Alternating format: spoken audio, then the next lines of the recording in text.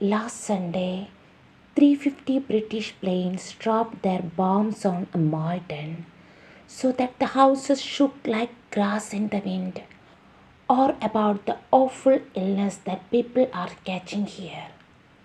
You know nothing about all this, and it would take me all day to describe it.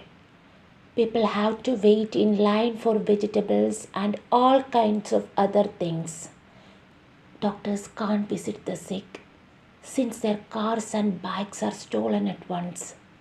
There are so many thieves around that you ask what has happened to the Dutch. Why are they stealing so much? Little children, 8 and 11 years old, break the windows of people's homes and steal whatever they can. People don't dare to leave the house even for 5 minutes because everything may be gone when they return. The public phones are stolen and all the parts of the electric clocks on the street corners too. Everyone's hungry. A week's food ration does not even last for 2 days. We are waiting for the Allied invasion.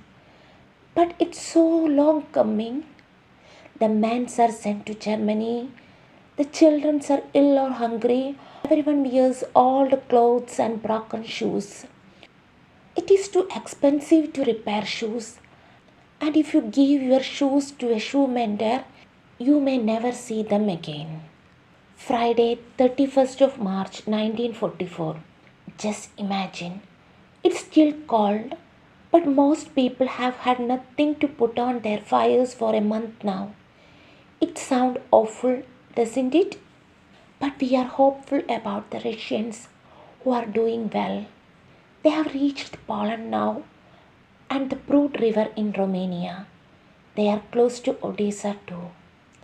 The German army has invaded Hungary. A million Jews still live there. There is no hope for them now. Nothing special is happening here. Today is Mr. Vantan's birthday. He received several presents and a cake. The cake was not perfect, but we can't buy the right things to make it with. But it tasted wonderful anyway. People are not saying so much about Peter and me now. We are very good friends.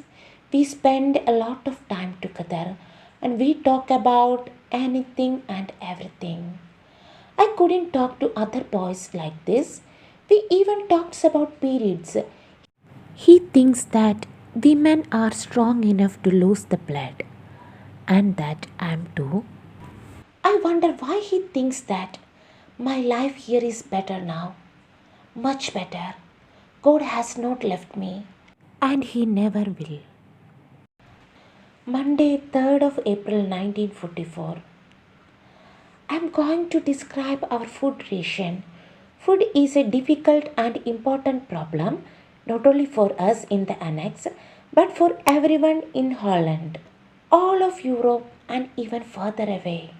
We have lived here for 21 months, and often at any one time, there was only one kind of food to eat.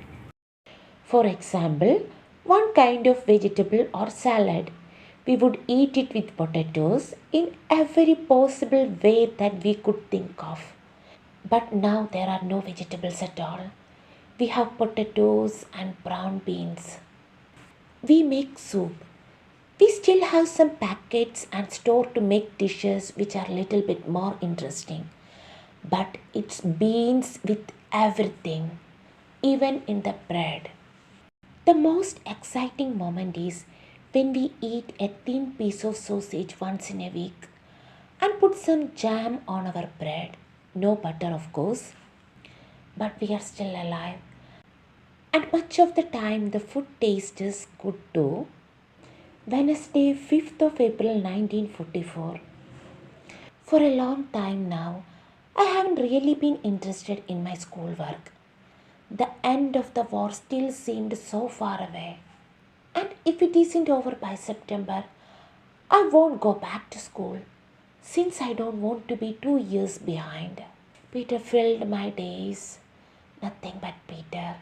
Nothing but dreams and thoughts until Saturday night when I felt terrible. I sat on the floor in my night dress and said my prayers. Then I just lay down on the floor and cried. But I knew I had to fight against it, and finally, when I climbed back into bed at 10 o'clock, the suffering was over.